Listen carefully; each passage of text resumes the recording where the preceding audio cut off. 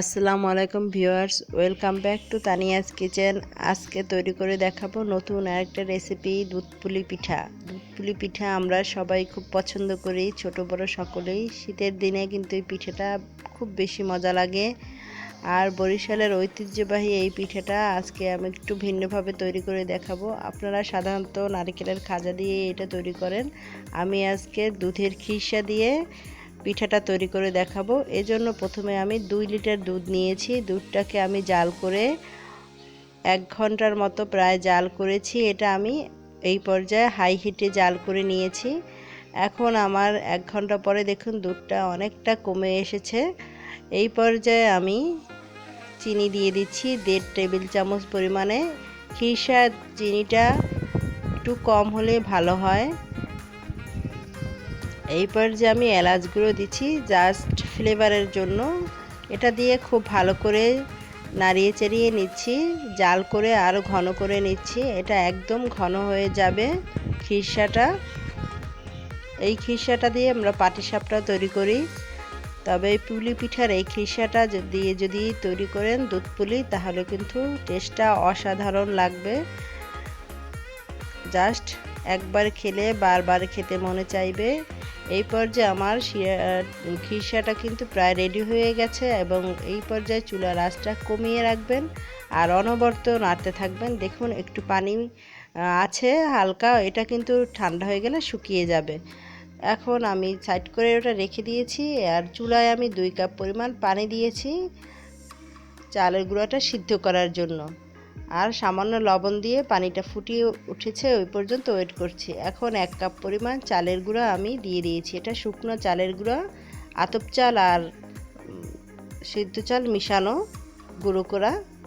এখন আমি ঢেকে রেখেছি 10 মিনিটের জন্য। 10 মিনিট পরে আমি ফিরে এলাম এবং এটাকে ভালো করে পানিটার সাথে মিক্সড করে আটাটা রেডি করে নেব, চালের গুঁড়াটা তৈরি করে নেব। দেখুন একটু ভিজা ভিজা ভাব আছে, এটার জন্য আমি আর ঢেকে 5 মিনিট রেখে দেব। এই ডোটা কিন্তু একটা সফট ডো হবে, শক্ত শক্ত হলে কিন্তু ডোটা ভালো হবে না। এটা আমি 5 মিনিট এভাবে মথে নিয়েছি। মনে রাখবেন চালের গুঁড়ার ডো যত সফট করে মথবেন ততই কিন্তু পিঠাটা টেস্ট ভালো হবে আর পিঠাটা অনেক সফট হবে। আর এই ডোটা রেডি করে আমি অল্প অল্প প্যারা নিয়েছি এবং একটু চালের গুঁড়া, শুকনো চালের গুঁড়া হাতে নিয়ে ভালো করে গোল করে নিয়েছি।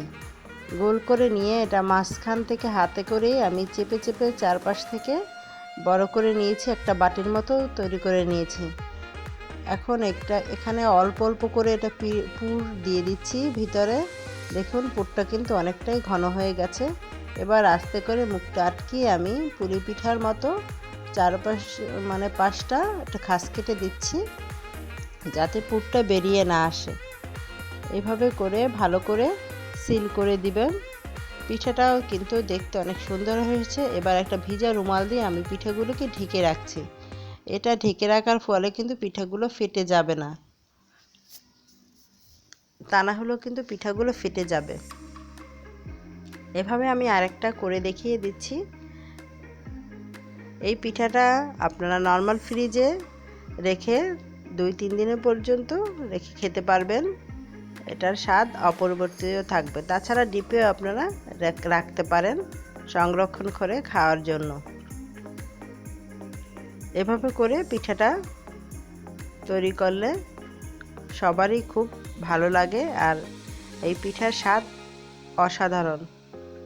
একবার খেলে বারবার খেতে মনে চাইবে। পিঠাগুলো আমার সব রেডি হয়ে গেছে দেখুন। এবার এটাকে শিরা রান্না করার জন্য আমি শিরা তৈরি করে নিয়েছি। তার জন্য আমি 1 লিটার দুধ চুলায় বসিয়ে দিয়েছি। এটাকে জাল করে আমি ঠান্ডা করে নিয়েছি দুধটা। আর এখানে আমি খেজুরের গুড় লিকুইড করে নিয়েছি, 1 কাপ গুড় এখানে আছে। আমি এটাকেও ঠান্ডা করে নিয়েছি। এটা গরম দুধ বা গরম গুড়টা গুলানো যদি দিয়ে দেন তাহলে কিন্তু দুধটা ফেটে যাবে। এটা ঠান্ডা করে দিলে আর ফাটার ভয় থাকে না। এখন 3টে এলাচি মুখটা ভেঙে দিয়েছি আর 2টা দারচিনি দিয়েছি এখানে, জাস্ট শিরার ফ্লেভারটার জন্য। এবার এখানে আমি 1 কাপ পরিমাণ গুঁড়ো দুধ দিয়ে দিব।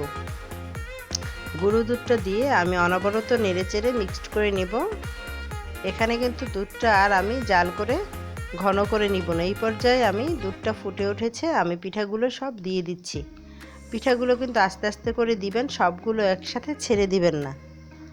পিঠাগুলো সব দেওয়া হয়ে গেছে, একটু নাড়িয়ে চাড়িয়ে নিচ্ছি যাতে নিচ থেকে লেগে না যায়।